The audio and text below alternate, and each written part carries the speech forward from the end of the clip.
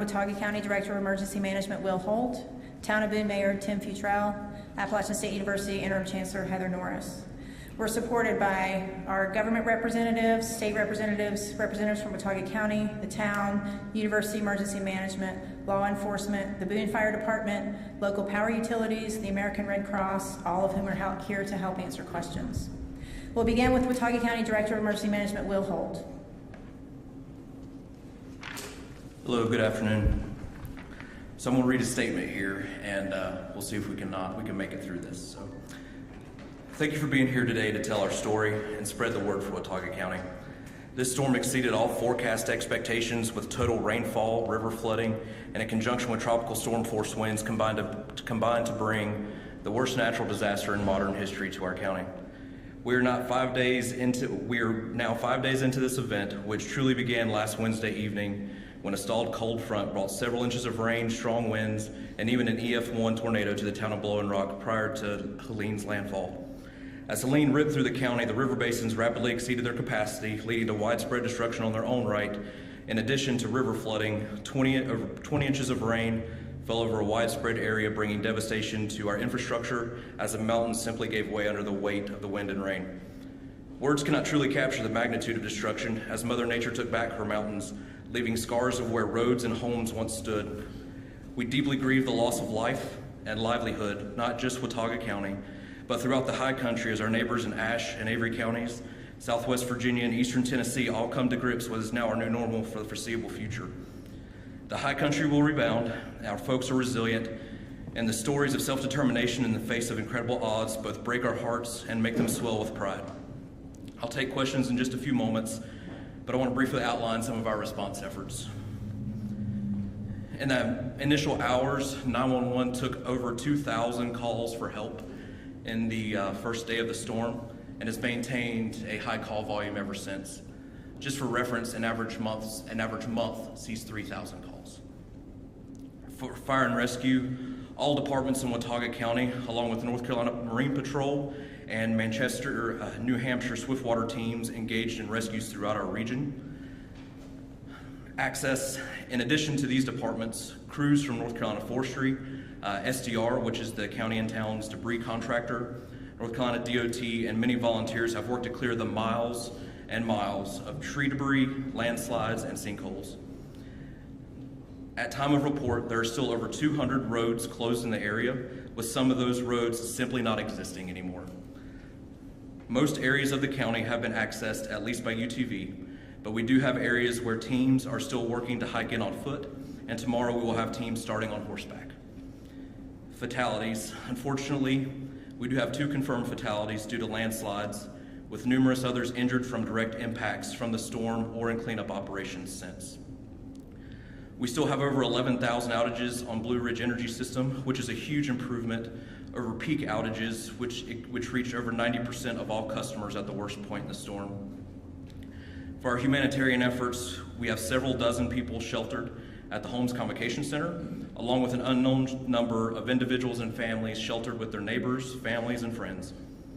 As we work towards short-term recovery, and I say short-term because we know this is a years-long process, we have worked with many volunteer organizations and state emergency management to begin setting up additional points of distribution for food and water, hot meals, as well as showers, restrooms, and cell phone charging stations. This storm has stretched the capacity of all of our partners, so please understand these efforts are moving as fast as possible. And in an effort to keep our citizens safe and continue to allow for response and recovery operations, we continue to ask everyone to please stay out of Watauga County unless you were called upon or coordinated. Thank you so much to our partners, who at this point are truly too many to count. We are deeply grateful for the support we have received, and we covet your prayers as we begin to rebuild. Thank you.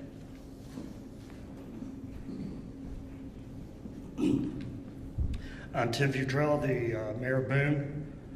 I first want to thank everyone who is here and members of the media who are helping us spread the word and get information out to folks who are both concerned and want to know what is happening in our area and getting vital information on how they might be able to help, or just some information on what has happened up to this point. We are tired, but we are strong. The last 5 days have been heartbreaking, but the last few days have been heartwarming. They've been just more than I can say, honestly, on behalf of our community. This is nothing of a surprise to us. We know who we are. We know what we are capable of doing, and we are doing that now. We are being good neighbors and good friends, and we are helping each other. You can see us in our yards. You can see us pulling wreckage and trash out of our homes and apartments. You can see us thanking first responders and firefighters.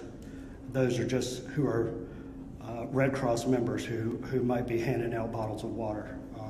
This is a truly unprecedented, as EMS Holt said, truly unprecedented situation here. All of the folks that I have spoken with over the last 5 days is they have not seen this in their lifetimes, and I mean people who have generations who are from Boone and Watauga County. I want to thank some of our partners as well directly. I want to thank the cooperation that we have had for emergency medical services and emergency response services between Boone, Watauga County, town of Blowing Rock, and Appalachian State University. Appalachian State University has done everything to help us from providing water to opening the Convocation Center as a shelter for folks who have been displaced. And unfortunately, that is a large number.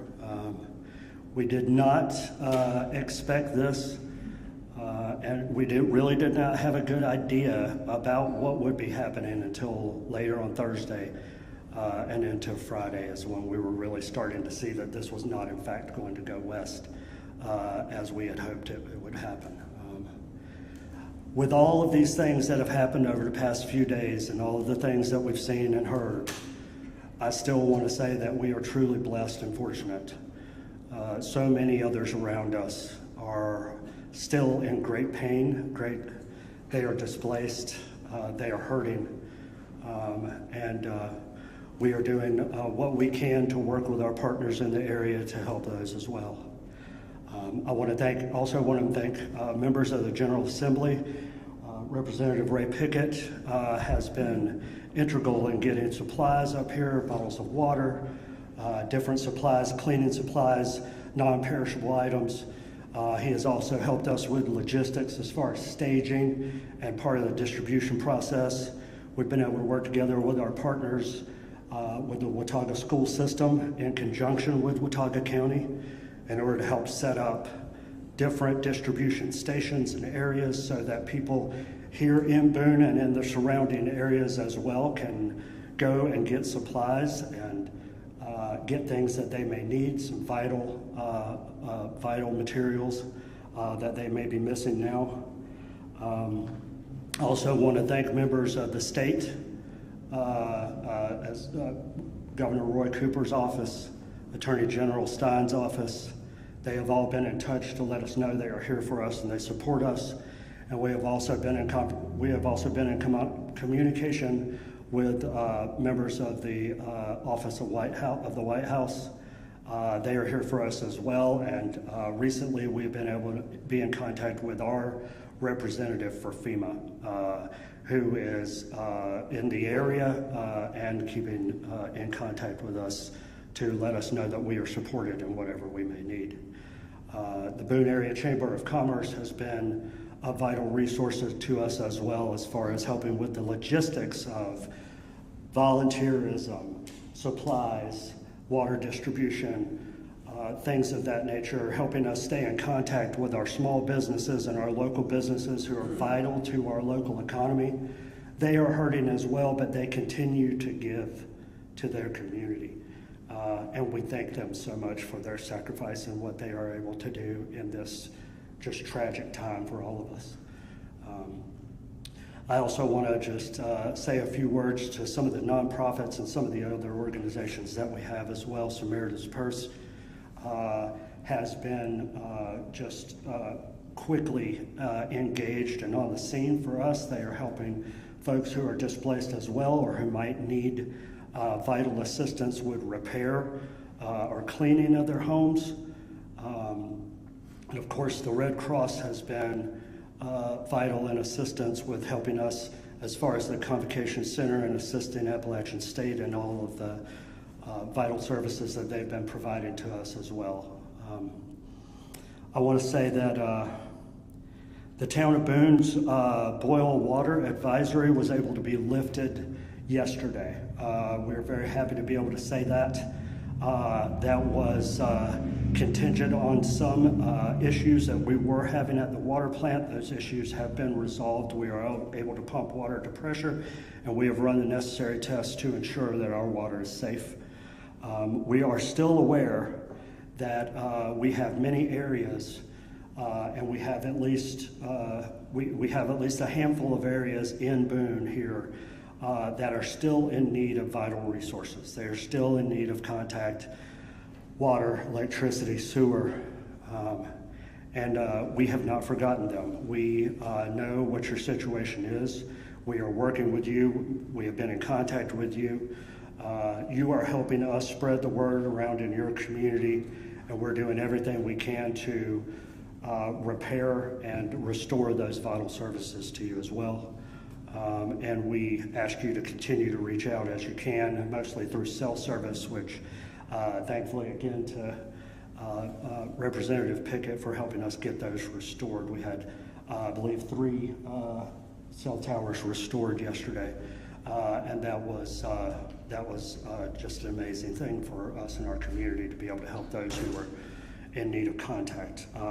Just quickly here to finish, we have an all-hands-on-deck situation. Planning and inspections is currently doing building assessments. Fire and police are continued with public safety work. And public works and utilities are continuing to manage, repair, and restore infrastructure. We have many roads out. We are still going to be under a curfew for the foreseeable future. Tonight we are extending it from 11 p.m. to 7 a.m. This is in an effort to help relieve some stress of our local business and areas and those who have had trouble to get out and able to get necessary supplies. But we are still asking, please come out, get what you need, please go back to a safe space. Please go back home if you can go back home. We are asking folks to stay off the roads. We can't tell you how appreciative we are for the outpouring of volunteerism, for the outpouring of donations, for the outpouring of all of those who have, who love Boone in whatever way it is that they might. And they are coming in and they are wanting to know what they can do. The best thing you can do right now is to get in touch with some of these organizations that we have that are working on our behalf, on everyone's behalf for the community. We have spvolunteer.org, that's Samaritan's Purse. You can sign in there and look for volunteer opportunities. Boone Area Chamber of Commerce Foundation, Upstate Disaster Relief Recovery Funds that can help with donations there. And we are asking you, as big as your heart is, the best thing you can do right now is just stay where you are. We don't need, it is not actually helpful for us to have an influx of traffic, an influx of folks who want to see what the damage looks like, an influx of folks who, with the best intentions, want to help in some way, and they're called to come here.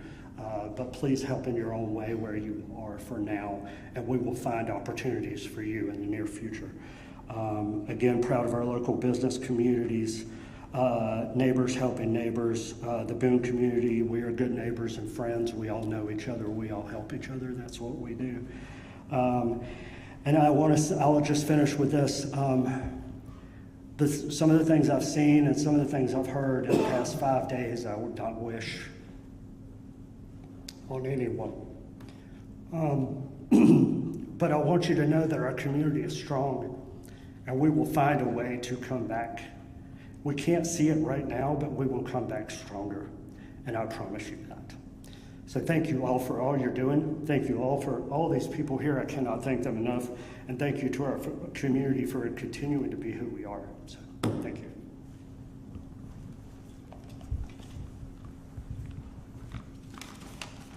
Good afternoon. I'm Heather Norris, Interim Chancellor at Appalachian State University. I appreciate the opportunity to be here. First, I'd like to say we at App State stand with the town of Boone, Watauga County, and the people of Western North Carolina. In the last few days, amidst terrible devastation, we have seen tremendous acts of kindness and humanity. Neighbor helping neighbor, strangers helping strangers. Since before the storm, we have been focused on mitigating the impacts of Hurricane Helene and keeping our university community safe. While we routinely prepare for a number of different types of emergencies, this has been a disaster of monumental proportions. On Thursday, we canceled classes and reduced operations to prepare for the impending storm. By Friday morning, we were seeing significant flooding. The main impact to our campus was unprecedented levels of flooding. We briefly lost power and internet service on Friday, but all residence halls remained structurally sound. By late Friday afternoon, power and internet service had been restored to campus. Several academic buildings have significant water damage, including Walker Hall, Rankin Science Building, Varsity Gym, and the academic areas of Holmes Convocation Center. As we continue to assess and respond to damage on our campus, we are so grateful to the emergency responders, volunteers, and utility providers, and so many others who stand before us for their incredible work. As you have heard, this disaster has been devastating to so many. Widespread lack of power and water, along with significant transportation and communication issues, are affecting our students, faculty, and staff. Some have lost everything. While our classes and all App State events scheduled in the Boone area, including athletic events, remain canceled, we have begun planning for our academic continuity. We are also actively working to support our campus community as well as assist the town of Boone and Watauga County. We are continuing to prepare hot meals for campus and community members at Central Dining Hall free of charge.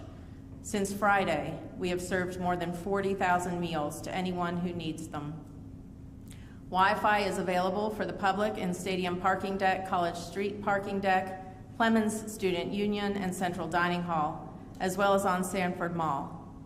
Residence halls and student recreation remain open for students. The university and Red Cross have coordinated to open a shelter in the Holmes Convocation Center. We continue working together with local, state, and national resource providers on establishing support resources for those with longer-term needs. The university, town of Boone, Boone Area Chamber of Commerce, and Watauga County are coordinating on joint messaging to share community resource information.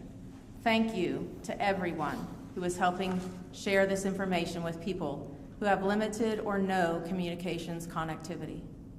We greatly appreciate those who have contributed to the App State Disaster Relief Recovery Fund. This remains the best way to assist those in the Mountaineer community, and please continue to share our appstate.edu homepage with others who wish to help.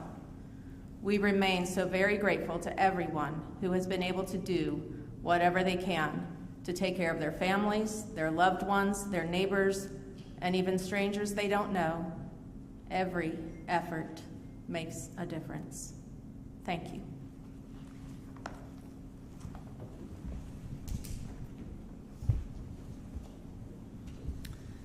So as we open the floor to questions, I want to say that we are aware of a few bad actors who are sharing misinformation and attempts to defraud people who may be seeking assistance. So we greatly appreciate those of you who are in the room here today, our media partners, for sharing only information that you vetted and verified. So we greatly appreciate that.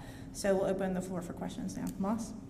Will, I know you guys said this morning there was still an active rescue situation. Can you kind of talk about the efforts today and where you guys are now? Sure. So throughout the day, we're still working in the west side of the county. Getting into those, we're off the kind of main secondaries now and starting getting into those neighborhoods and areas such as that. We have one SAR team, search and rescue team, still here. They're wrapping up their mission today, cutting in, getting to these neighborhoods, and now we're really starting getting into isolated pockets and finding where people are. A follow-up question to that is, I've heard from other parts of the high country that the biggest problem they're facing is simply access. That there are isolated communities where the bridges are out, the roads are out, it's blocked. Are you finding that here in Watauga? Absolutely. So that since the beginning, 200 roads right now, that has come down. I couldn't even begin to say how many roads initially were closed, but at one point, all access to Watauga County outside of US 421 South was closed. As we worked through that, we created emergency access. Our partners created emergency access, and we've kind of built out from our main thoroughfares to those secondaries now into the neighborhoods. So there's still a lot of unknowns essentially in some parts of There are unknowns, and as I said before, so a lot of times the issues we have are just cutting trees, right? That is not the case in this storm. So we cut trees, but the roads that are simply not existent, or the big holes that are still there, that takes lots of time to repair. DOT has been working around the clock. They're bringing in tractor trailer load after tractor trailer load of gravel. If you go US 421 north, a paved US highway, there's a big gravel patch in it from where the culvert blew out, and they're just making emergency repairs. So even as we make these emergency access, there's going to be construction projects going on long term to make the roads safe for the traveling public. So just want to reemphasize, if you don't have a need to travel, do not, because what the emergent repairs we have are just a hold to get folks that needed access. You talked about these communities that can't be reached because roads are cut off. Right. Do you have any idea how many people exactly are in those communities and unaccounted for at this time? Right, so we don't have a number of unaccounted for because we've been doing welfare checks, working through that. And when we say limited access for emergency vehicles, some of these folks are hiking out. I'll cite an example, the area of Elk Knob State Park and Meat Camp. Those folks cut a trail through the woods and started coming across fields and UTVs. So, the folks in the mountains were resilient. We're not going to sit and wait. We're going to come and get help where we can get it. So the biggest thing would be access back into those communities for construction and things like that. There are still isolated pockets for sure, and we are still working through a list of welfare checks, which is why we're emphasizing trying to restore communications, because when people can call each other, we can now validate that folks are safe, and we're not putting people in harm's way trying to confirm that. I do want to emphasize, just for both us and our partners throughout the West, no news does not mean bad news. We know that there is almost zero cell service in many of these areas, including our own county right here on the west side, as we work to continue build that back. Even the cell service that's coming back is not up to what we're used to, right? So as much as we can limit use of that'll greatly help us as well. I want to talk more about the cell service. Sure. How did that impact your operations, just being completely cut off, and how long were you completely cut off? Sure. So from a public safety standpoint, we have radios and things like that. Those did have significant issues within them. Fortunately, Watauga County, we did not lose the ability to have 911, unlike some other areas. So while we did not lose the ability to have 911, we did have so many calls that we had a pre-planned route that would go to like Chatham County, somewhere that is not in the emergency area. So we would, the calls would go there and they would give us back that information. We did have points in the storm where the routes to get the information back were cut off. We had 3 layers of backup plan for that, and all 3 of them were compromised. We can only go so deep in the depth chart. We're going to start sending carrier pigeons to Chatham County to get information. So that was a big hurdle for us. Other than that, as we've gone through, the warnings had issues getting out, so we issued emergency warnings, wireless emergency alerts on your phone, things like that. They simply weren't going out because the cell infrastructure was compromised. So there were issues, especially day 1 of the storm.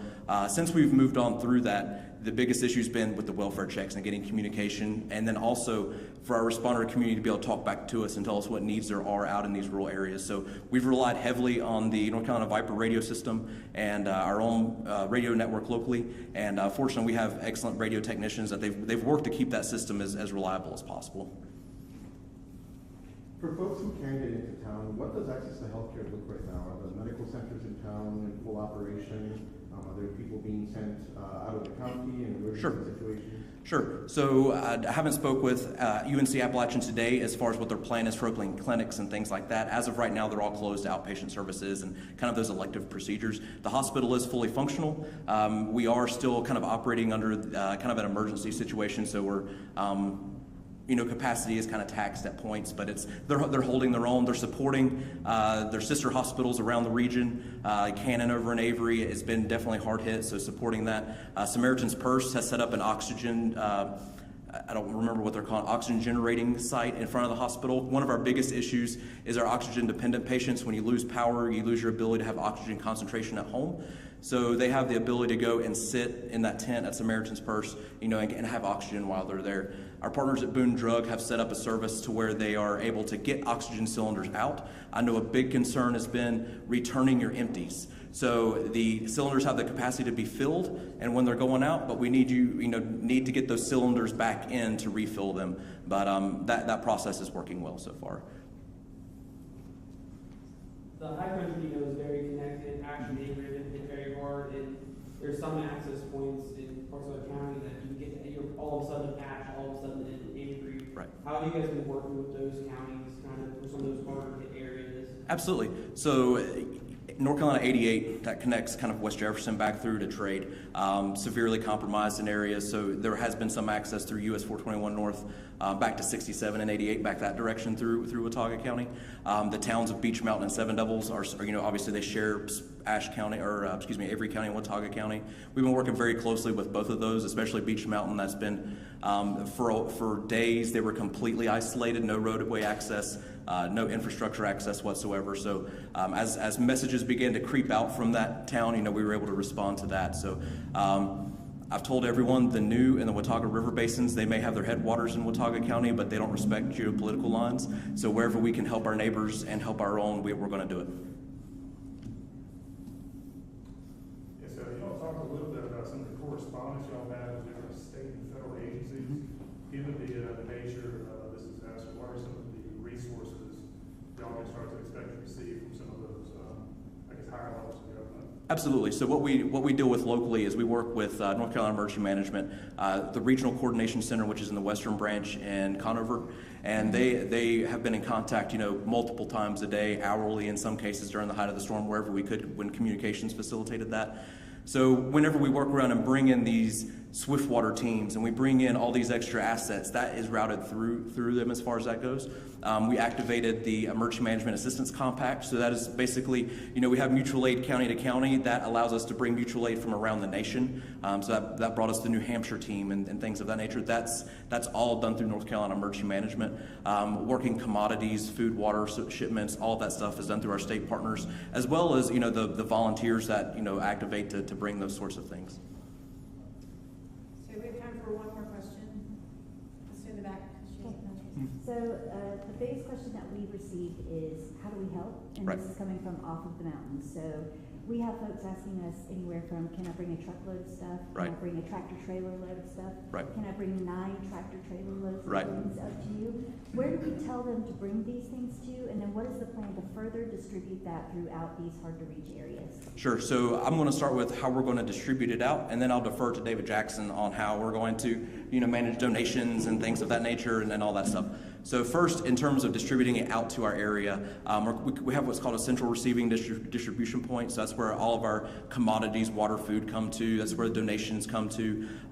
David's been great in the Boone Chamber in securing additional warehouses and things like that. So once it all comes to those central points, we then distribute out in the community. Maybe it's to a point of distribution where the public comes directly to get it. Maybe it's we send formula and diapers to the Children's Council. Maybe, whatever we match the need to, whatever that team matches the need to is how we do that.